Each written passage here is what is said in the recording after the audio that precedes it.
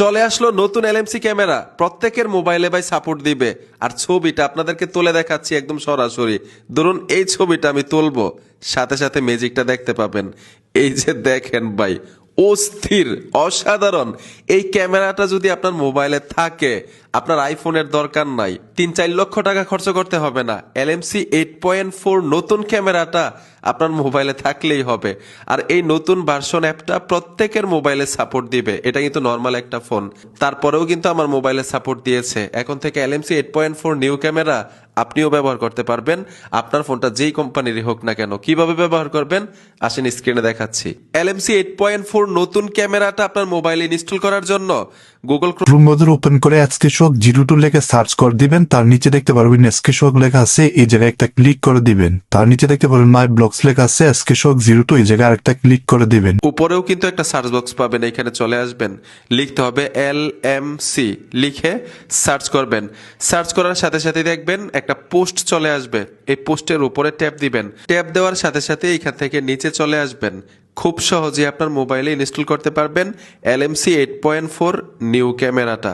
তো এখান থেকে আমি নিচে আসব, এখানে দেখুন লেখা আছে নতুন ক্যামেরাটা ইনস্টল করার জন্য। এই লেখাটার উপর টাচ করবেন, এইখানেই কনফিগ ফাইলগুলো পাবেন। কনফিগ ফাইল ছাড়া কিন্তু ছবি তুলতে পারবেন না, বিভিন্ন কালারে। তো ঠিক আছে, এইখান থেকে এক্সট্রাক্ট করার জন্য, কনফিগ ফাইলগুলো এক্সট্রাক্ট করার জন্য গুগল প্লে স্টোর থেকে অ্যাপ্লিকেশনটা ব্যবহার করতে পারেন। তো আমরা এলএমসি 8.4 ক্যামেরাটা ইনস্টল করার জন্য এই লেখাটার উপর টাচ করব।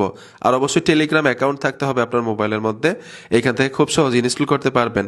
এইগুলা হচ্ছে কনফিগ ফাইল, এখান থেকে আপনি এই ডাউনলোড আইকনে টাচ করে দিবেন। কনফিগ ফাইলগুলো ডাউনলোড হবে, ইন্টারনাল স্টোরেজে চলে যাবে।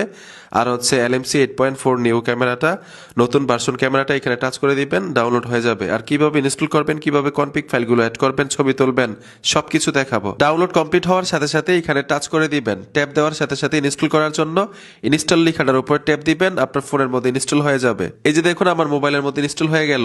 এখন কনফিগ ফাইলগুলো অ্যাড করার জন্য এখান থেকে বের হয়ে আসবেন।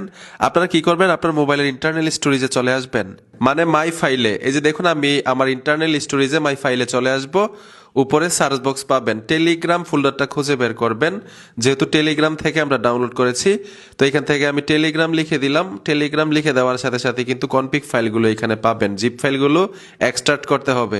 এখানে ট্যাপ দিবেন, এখানে দেখুন এক্সট্রাক্ট, এই লেখাটার উপর ট্যাপ দিতে হবে। এই যে দেখুন এলএমসি 8.4 কনফিগ ফাইলগুলো কিন্তু এক্সট্রাক্ট করে নিয়েছি, এখানে টাচ করে দিবেন। সম্পূর্ণ কনফিগ ফাইলগুলো এই দেখুন অল সিলেক্ট করে এখান থেকে মুভে টাচ করে দিবেন।